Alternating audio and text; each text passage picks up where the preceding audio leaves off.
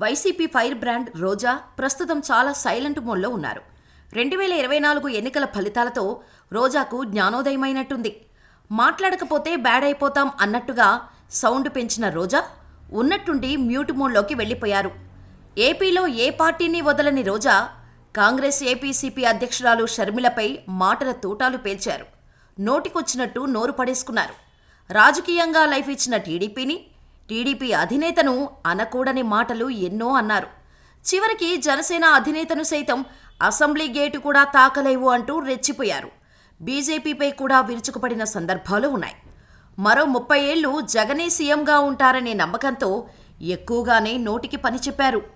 నోరే నా ఆయుధం అన్నట్టుగా రెచ్చిపోయి మాట్లాడారు రోజా. ఇలా తిరుపతిలో సైతం తన నోటికి పని చెప్పి దైవ దర్శనానికి వెళ్లిన ప్రతిసారి తిరుమలను రాజకీయ హబ్బుగా మార్చి రాజకీయాల గురించి మాట్లాడేవారు రోజా. ఇలా తన నోరే ప్లస్ అనుకునే రోజాకు ఇప్పుడు అదే మైనస్గా మారింది. ఏపీలో ఏ పార్టీలోకి ఎంట్రీ లేకుండా చేసుకున్నారు. అధికారంలో ఉన్న 5 ఏళ్లు ఇష్టానుసారంగా నోరు పారేసుకోవటం, ప్రతిపక్ష నేతలను వ్యక్తిగతంగా దూషించటంతో రోజా తన స్థాయిని తానే దిగజార్చుకున్నారనే చెప్పాలి. నగరి నుంచి 2 సార్లు గెలిచి జగన్ క్యాబినెట్లో మంత్రిగా పనిచేసిన రోజా 2024లో ఘోర పరాజయం తర్వాత పొలిటికల్ అజ్ఞాతవాసిగా మారారు. తన నోటి దురుసు వల్ల మళ్లీ వైసీపీనే అధికారంలోకి వస్తుంది అనుకున్న రోజాకు ఇప్పుడు ఏపీలో ఏ పార్టీలో కూడా అవకాశం లేకుండా పోయింది. ఇలా తన నోటి దెబ్బకు తనే ఇబ్బంది పడుతుంది రోజా. పోనీ సినిమాల వైపో లేక టీవీ షోలోకో వెళ్తాము అంటే అక్కడ కూడా రోజాకు మొండి చెయ్యి చూపిస్తున్నారట. పవన్ కళ్యాణ్ను నానా బూతులు తిట్టిన రోజాను సినిమాలోకి తీసుకోవడానికి ఏ డైరెక్టర్ కూడా ఇంట్రెస్ట్ చూపించటం లేదనే టాక్ ఉంది.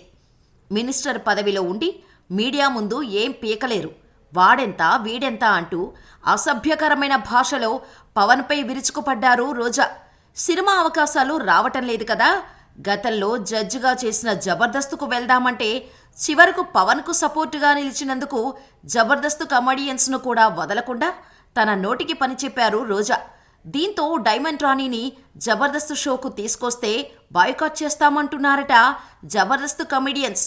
ఇలా 2024 వైసీపీ ఓటమి తర్వాత ఏ అవకాశం లేకపోవటంతో చెన్నైకి మకాం మార్చిన రోజా తమిళనాడు పాలిటిక్స్లో ఫిక్స్ అయిపోయే ప్లాన్లో ఉన్నట్టు తెలుస్తోంది.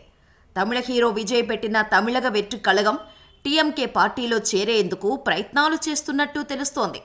ఇక తమిళనాడులో తన రాజకీయ అదృష్టాన్ని పరీక్షించుకోవాలని అనుకున్నారు రోజా.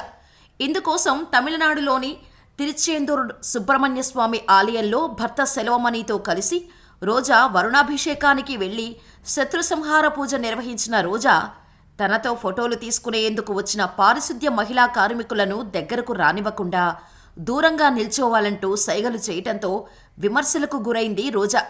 వైసీపీ రాష్ట్రంలో అధికారంలో ఉన్నప్పుడు ఎన్టీఆర్ శతజయంతి ఉత్సవాలకు వచ్చిన తమిళ్ సూపర్ స్టార్ రజనీకాంత్ చంద్రబాబు పరిపాలనని ప్రశంసించటంతో అధికారంలో ఉన్న రోజా తన నోటికి మళ్లీ పని చెప్పారు.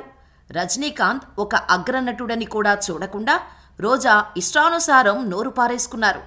రజనీకాంత్కి ఆంధ్ర పాలిటిక్స్ ఏమి తెలుసు అంటూ రెచ్చిపోయారు. దీంతో తమిళ ప్రజల్లో రోజా నెగిటివిటీ మూటకట్టుకున్నారు. సో తమిళనాడులో రోజా నెగ్గుకు రావడం కష్టమంటున్నారు రాజకీయ విశ్లేషకులు. 2024లో నగరి నియోజకవర్గంలో సొంత పార్టీ వాళ్లే రోజా ఓటమి కోసం పనిచేశారు. ఇది బహిరంగ నిజం, అందరికీ తెలిసిందే.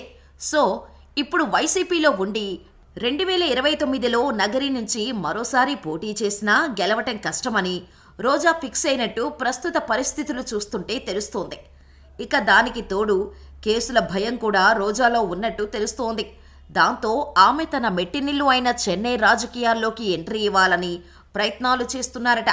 తెలుగు రాజకీయాల్లో బూతుల మంత్రిగా పేరు ఉన్న రోజాను తమిళనాడు రాజకీయ పార్టీలు ఆహ్వానిస్తాయా అంటే వేచి చూడాల్సిందే. ఆంధ్రాలో ఉంటే రోజా టీటీడీ టికెట్ల స్కామ్ దగ్గర నుంచి అనేక రకాల కేసులను ఆమె ఫేస్ చేయాల్సి ఉంటుంది. మరి చెన్నై వెళ్లి మెట్టినిల్లు నుంచి రాజకీయ ఎంట్రీ ఇవ్వాలి అనుకుంటున్న రోజాకు దళపతి విజయ్ రాజకీయ అవకాశం ఇస్తారా, లేక మరే ఇతర పార్టీ అయినా సీట్ ఇస్తుందా? రోజా తమిళనాడులో రాజకీయ అరంగేట్రం చేస్తుందా అంటే వేచి చూడాల్సిందే.